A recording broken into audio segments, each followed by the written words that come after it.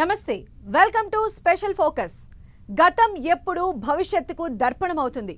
యుద్ధ రీతులకు పర్ఫెక్ట్ గా సరిపోయే మాట ఇది. ఆపరేషన్ సింధూర్ కూడా అలాంటిదే. చేసింది 4 రోజుల యుద్ధమే అయినా చరిత్ర గుర్తుంచుకుంటుంది. ఖచ్చితంగా భవిష్యత్తు మాట్లాడుకుంటుంది. స్వరూపం మారిపోయి యుద్ధ రీతులు కొత్త దారులు వెతుకుతున్న వేళ హైబ్రిడ్ వార్ఫేర్ కు ఆపరేషన్ సింధూర్ కేస్ స్టడీలా మారిందా?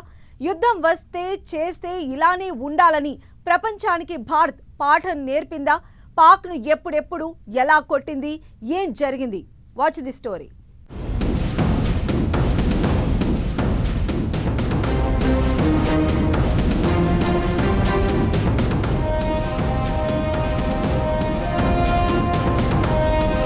మిజైల్స్ తో వణికించి, డ్రోన్లతో దడ పుట్టించి, సైబర్ దాడులను సమర్థంగా తిప్పికొట్టి, పాక్తో నరకం స్పెల్లింగ్ రాయించిన భారత్.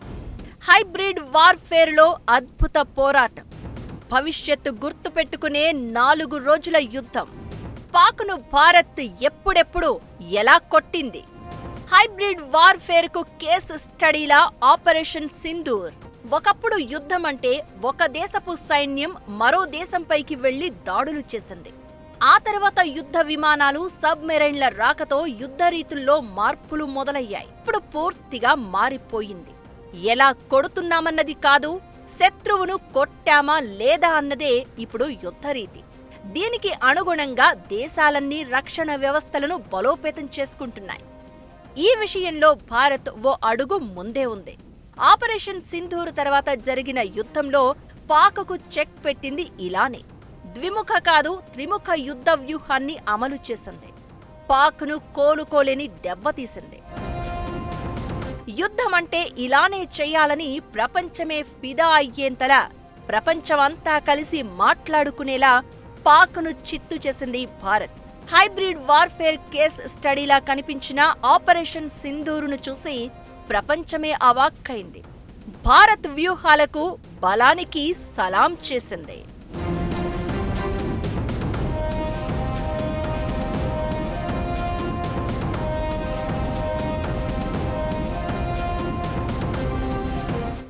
మే 8 భారత్ పాక్ ప్రస్తావన వచ్చిన ప్రతిసారి ఆ రోజు గురించి మాట్లాడుకుంటూనే ఉంటారు. తాము పాలు పోసి పెంచిన ఉగ్రవాదులను భారత్ లేపేసిందని రగిలిపోయి ప్రతీకారం పేరుతో దాడులకు ప్రయత్నించి బొక్కబోర్లా పడింది పాకిస్తాన్. సరిహద్దుల్లో తుపాకులతో, ఆకాశంలో డ్రోన్లతో, డిజిటల్ ఇన్ఫ్రాలో సైబర్ దాడులతో వచ్చింది. అన్నింటికీ ఒకేసారి ఆన్సర్ ఇచ్చింది భారత్. హైబ్రిడ్ వార్ఫేర్ను ఎదుర్కోవడం ఎలా అనేది ప్రపంచానికి చూపించింది. 4 రోజుల యుద్ధంలో భారత్ ఎదుర్కొంది పాక్ డ్రోన్లు, మిజైల్స్, తీవ్రవాదులను మాత్రమే కాదు, పాక్ చేసిన ప్రతి కుట్రను తిప్పికొట్టింది.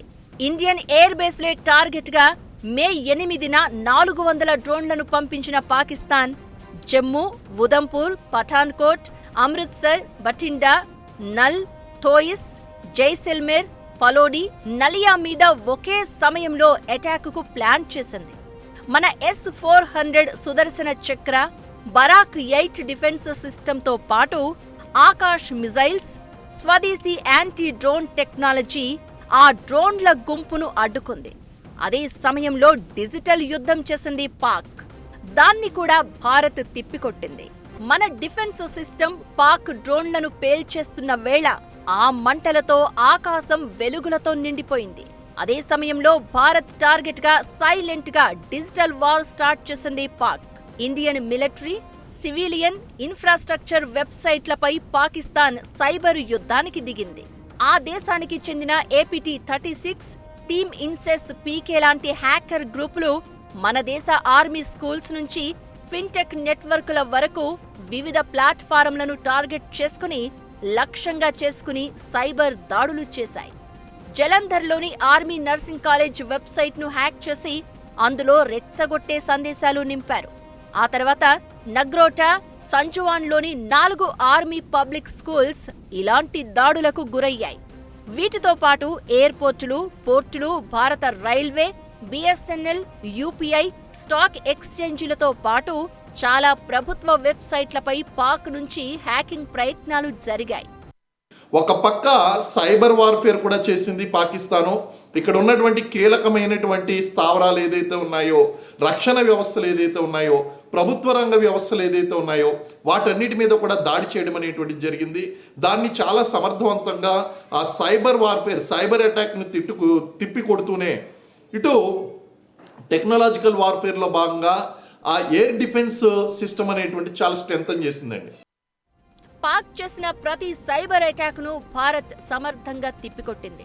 దీంతో భారత్ను ఏమీ చేయలేమని పాకిస్తాన్ ఫేక్ ప్రచారం, మైండ్ గేమ్ ఆడే ప్రయత్నం చేసింది. సోషల్ మీడియా వేదికగా పాకిస్తాన్ చేసిన తప్పుడు ప్రచారం అంతా ఇంతా కాదు. పహల్గాం దాడికి బాధ్యుడిని చేసి ఓ అధికారిని తొలగించారని ఓసారి, మన ఫైటర్ జెట్లను కూల్చేశామో అని ఇంకోసారి, ఇలా అడ్డు అదుపు లేకుండా ఫేక్ ప్రచారం మొదలుపెట్టింది. భారత్ తన సొంత నగరాలపై డ్రోన్ దాడులు చేసిందంటూ దగుల్బాజీ ప్రచారం చేసిందంటే పాక్ ఎంత దరిద్రపు దేశం అని చెప్పడానికి ఎగ్జాంపుల్ అవసరం లేదు. అటు సరిహద్దుల్లో తోక ముడిచింది, డ్రోన్లు ఎగిరేసి బొక్కబోర్ల పడింది, సైబర్ యుద్ధం స్టార్ట్ చేసి తల బొప్పి కట్టించుకుంది. మోడ్రన్ హైబ్రిడ్ వార్ఫేర్ కు ఆపరేషన్ సింధూర్ కేస్ స్టడీ అనేది అందుకే. అయితే పాక్ పై అన్ని రకాలుగా భారత్దే పై చేయింది. యుద్ధం ఎలా వచ్చినా ఎదుర్కొనేందుకు సిద్ధంగా ఉన్నామంటూ ప్రపంచానికి సంకేతాలు పంపింది.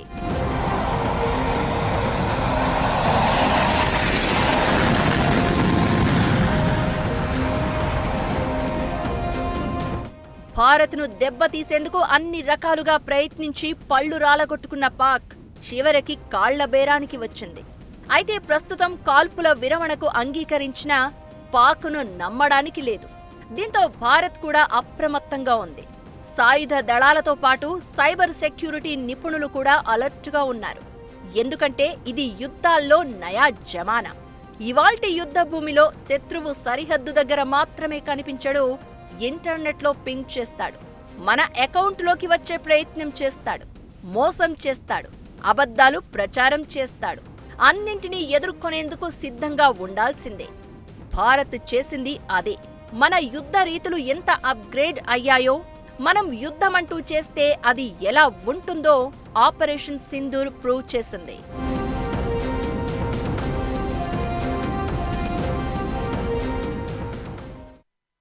నాలుగు రోజులు, 3 వ్యూహాలు, 2 దేశాలు, ఒక్క యుద్ధం. ఆపరేషన్ సింధూర్లో కనిపించింది ఇదే. అన్నింట్లోనూ పైచేయి భారత్దే.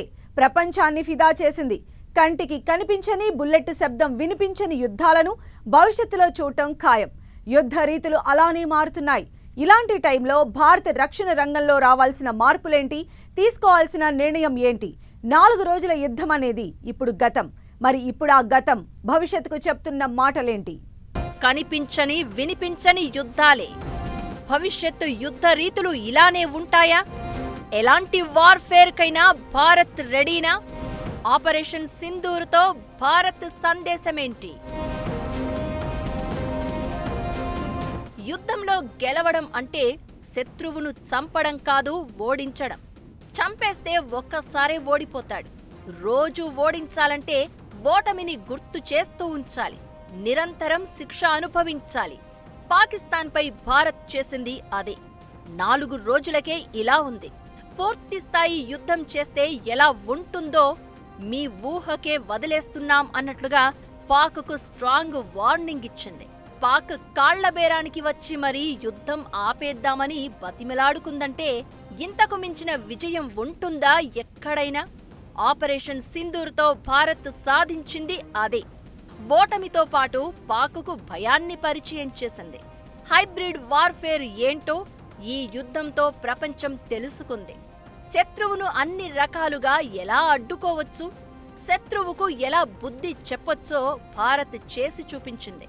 మిసైల్స్తో వణికించింది, డ్రోన్లతో దడ పుట్టించింది, సైబర్ అటాక్లను తిప్పికొట్టి పాక్ పళ్ళు రాలగొట్టింది. మన సత్తాను చూసి ప్రపంచమే నివ్వెరపోయేలా చేసింది.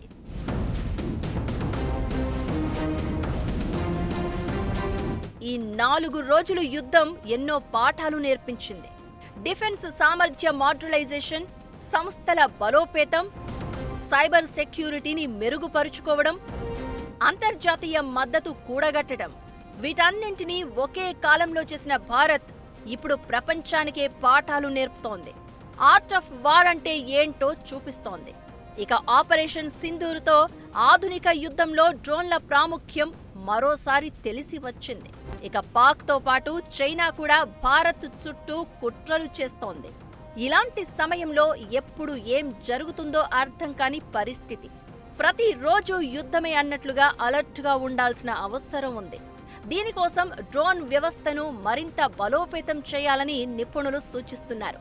ఇకటు భవిష్యత్తు యుద్ధంలో అంతరిక్షం, సైబర్ స్పేస్ కీలక పాత్ర పోషించడం ఖాయమని, ఆ దిశగా కూడా అడుగులు వెయ్యాలి అన్నది నిపుణుల అభిప్రాయం. ఉగ్రవాద మూలాలు ఎక్కడున్నా సరే దేశంలోకి ప్రవేశించి మరీ వేటాడతాం, వెంటాడతామని హెచ్చరించింది భారత్. ఇది జస్ట్ ట్రైలర్ మాత్రమే. ఆపరేషన్ సింధూర్ తర్వాత మళ్లీ తోక జాడిస్తే అసలు సినిమా చూపిస్తామని భారత్ జారీ చేసిన హెచ్చరికలు, స్పష్టమైన విధానాలు ప్రపంచ దృష్టిని ఆకర్షించాయి. ఆపరేషన్ సింధూర్ అంటే కేవలం సైనిక చర్య మాత్రమే కాదు, సరిహద్దు దాడులను ఎదుర్కొంటూ భారత్ మౌనంగా ఉండదు అని ప్రపంచానికి చాటి చెప్పిన సందేశం. భారత ఆధునిక సైనిక వ్యూహాత్మక చరిత్రలో ఆపరేషన్ సింధూర్ ఒక నిర్ణయాత్మక క్షణంగా నిలుస్తుంది అనడం ఎలాంటి అనుమానం లేదు. భారత రక్షణ రంగం ఎంత అభివృద్ధి చెందుతుందో ఆపరేషన్ సింధూర్ సూచిస్తుంది.